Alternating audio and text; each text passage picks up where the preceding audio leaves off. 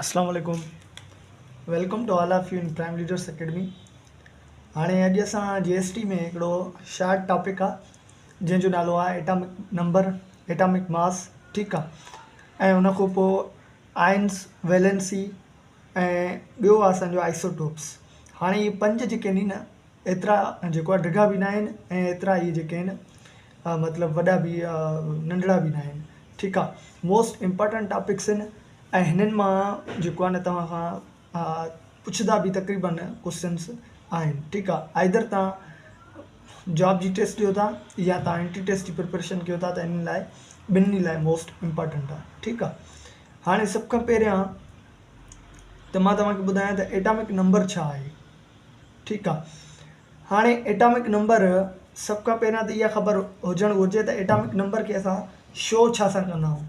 ठीकु आहे। ज़ाहिर छा सां कंदा आहियूं, ज़ेड सां। एटॉमिक नंबर खे असां छा सां ज़ाहिर कंदा आहियूं, ज़ेड सां। हाणे एटॉमिक नंबर जी डेफिनेशन छा आहे। एटॉमिक नंबर छा आहे त number of protons in the nucleus of an atom. ठीकु आहे।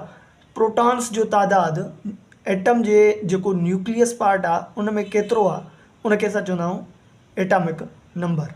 ठीकु आहे। हाणे मिसाल कीअं, हाणे ॾिसो हीअ आहे असांजो एटम। ठीकु आहे। ऐं उन खां पोइ हीअ आहे असांजो उनजो पार्ट।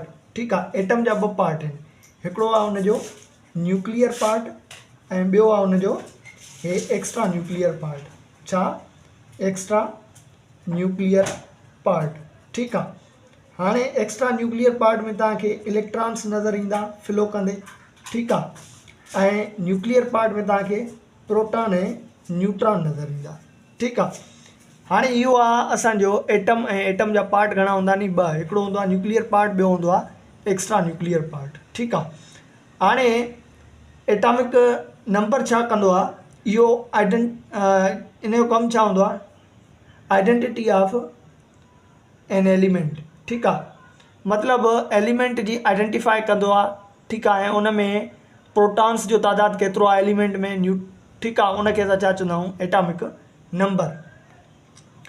हाणे एटॉमिक नंबर अगरि जेकॾहिं को एटम न्यूट्रल आहे, ठीकु आहे, उन ते का बि चार्ज न आहे, त उन में छा हूंदो त जेतिरा असां वटि प्रोटॉन्स हूंदा उन में इलेक्ट्रॉन्स जो तादादु बि ओतिरो ई हूंदो। ठीकु आहे। माना असांजे जेको एलिमेंट आहे, ठीकु आहे, उन में जे प्रोटॉन्स अगरि 11 नी त इलेक्ट्रॉन्स बि 11 हूंदा। ठीकु आहे। मतिलबु जेकॾहिं प्रोटॉन्स 12 नी त इलेक्ट्रॉन बि 12 हूंदा।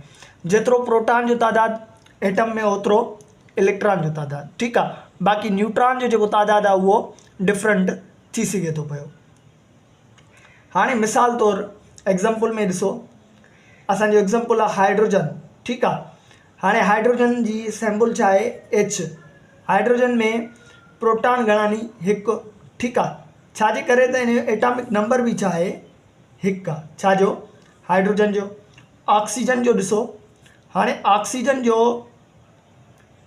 जेका सिंबल आहे उहा आहे O। हाणे हिन में प्रोटॉन्स घणा नी, 8। ठीकु आहे। हिन जो एटॉमिक नंबर छा आहे, 8। हाणे हिन में जेकॾहिं प्रोटॉन 8 नी त यादि रखी छॾियो जेके हिन में इलेक्ट्रॉन हूंदा उहे बि छा हूंदा, 8 हूंदा। ठीकु आहे।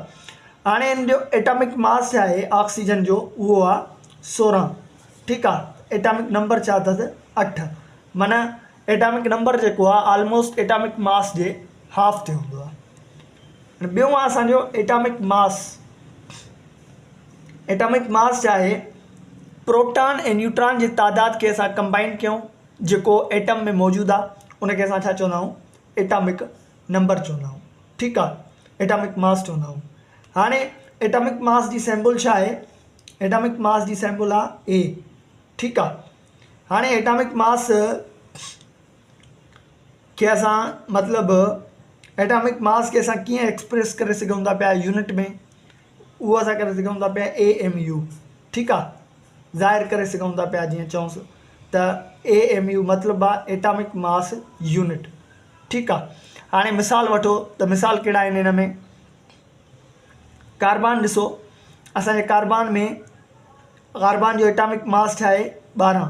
ठीकु आहे। इन में प्रोटॉन्स घणा नी, 6 ऐं न्यूट्रॉन्स घणा नी, 6।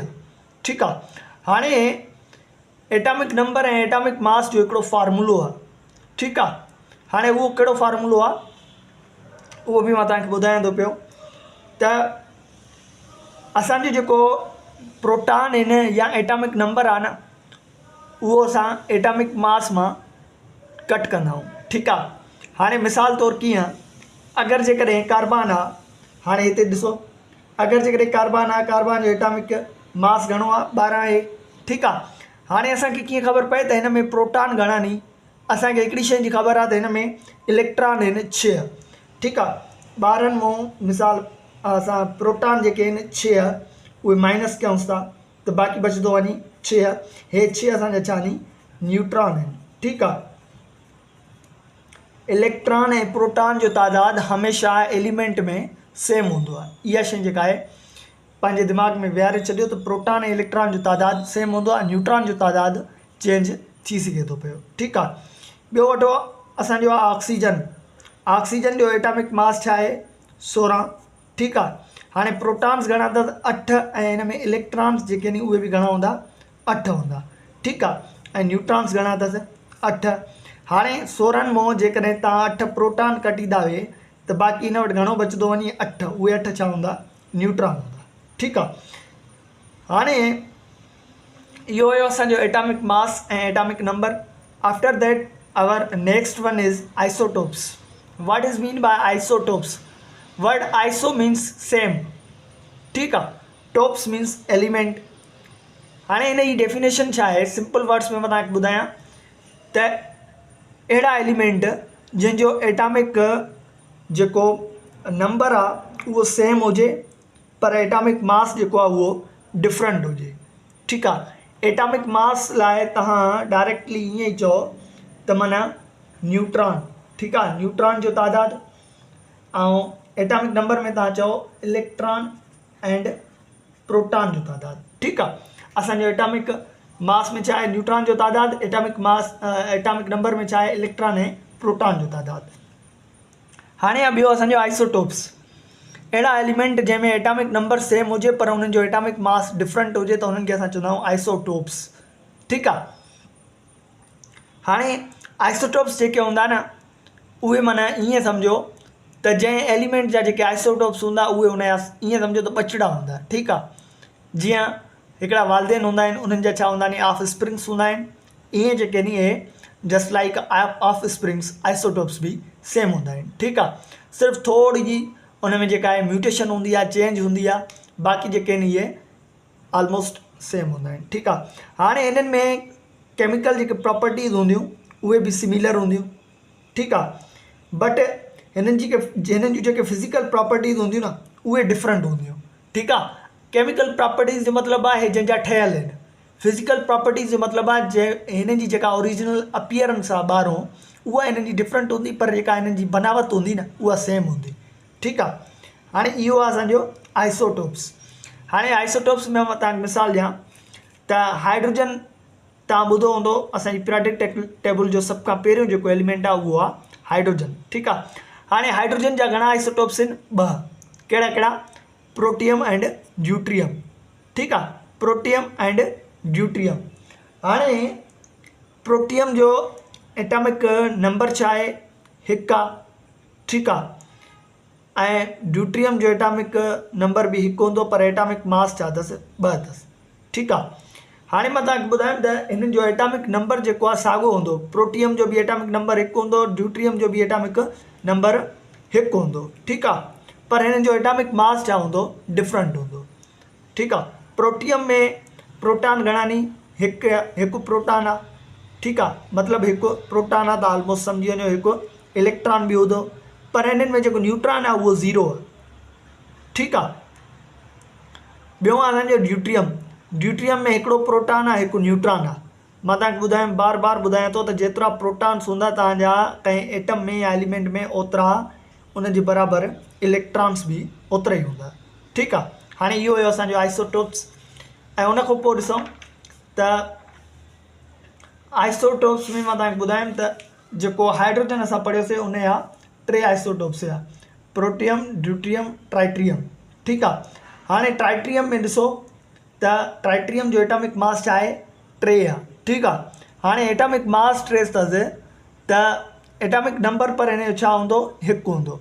प्रोटियम जो बि एटॉमिक नंबर 1, ड्यूट्रियम जो बि 1, ट्राइट्रियम जो बि 1। ठीकु आहे, इहे 3 छा आहिनि, इहे 3 आइसोटोप्स आहिनि कंहिंजा हाइड्रोजन जा। ठीकु आहे, एतिरो सम्झ में अची वियो। हाणे हिन में प्रोटॉन जो जेको तादाद आहे उहो सिमिलर हूंदो। ठीकु आहे, बट न्यूट्रॉन जो जेको तादाद आहे उहो चेंज आहे। तव्हां ॾिसंदा त प्रोटियम में तव्हांखे 0 न्यूट्रॉन मिलंदो, ड्यूट्रियम में 1 मिलंदो ऐं ट्राइट्रियम में 2 मिलंदा। ठीकु आहे, ऐं हिनखे असां रेडियो एक्टिव एलिमेंट चवंदा आहियूं। हाणे उहो छा आहे उहो बि मां तव्हांखे ॿुधायां थो पियो। हाणे आहे असांजो ॿियो आइन। ठीकु आहे, आइन छा आहे, आइन्स हे हो आइन न आहे, कॉन्स्टिट्यूशन न आहे, हे आइन आहे एनी चार्ज पार्टिकल। ठीकु आहे, अहिड़ो ग्रुप एटम्स जो अहिड़ो ग्रुप जेको कंहिं चार्ज खे कैरी करे उनखे असां चवंदा आहियूं आइन सिंपली।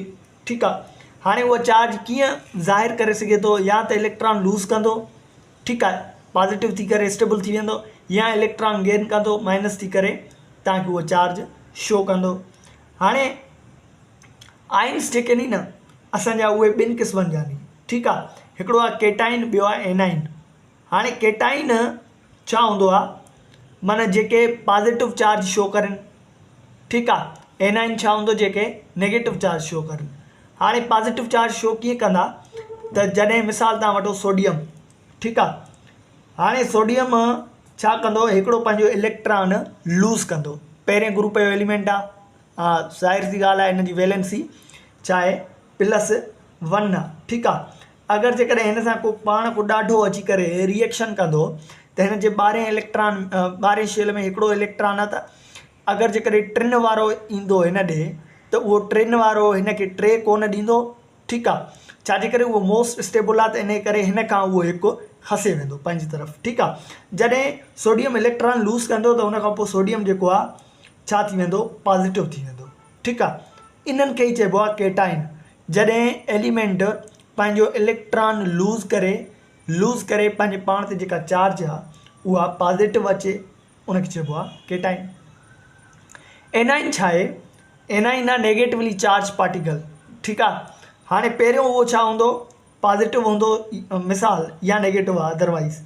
त पर जॾहिं ही पंहिंजे पाण वटि इलेक्ट्रॉन लूज़ कंदो त हिन जे मथां जेका साइन अची वेंदी उहा नेगेटिव वारी अची वेंदी। ठीकु आहे, लूज़ न कंदो, सॉरी गेन कंदो। ठीकु आहे, केटाइन में लूज़ कंदा, एनाइन में इलेक्ट्रॉन गेन कंदा। ठीकु आहे, मतिलबु हे कर्ज़ वठे थो पियो। ठीकु आहे, हाणे ॾिसो नेगेटिव अची वियसि न, हुन छा कयो, कर्ज़ ॾिनो पंहिंजो।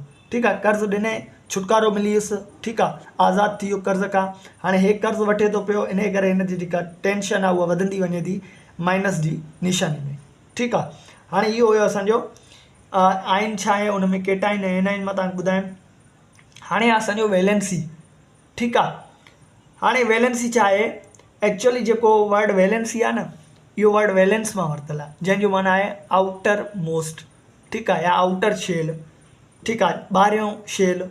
हाणे हिन जी डेफिनेशन छा आहे, त कैपेसिटी माना एलिमेंट्स जी अहिड़ी कैपेसिटी जंहिंमें उहे कंबाइन थियनि। ठीकु आहे, पोइ हाणे या त उहे कंबाइन थियण में छा कंदा, या त इलेक्ट्रॉन पंहिंजो लूज़ कंदा, या गेन कंदा, या शेयर कंदा।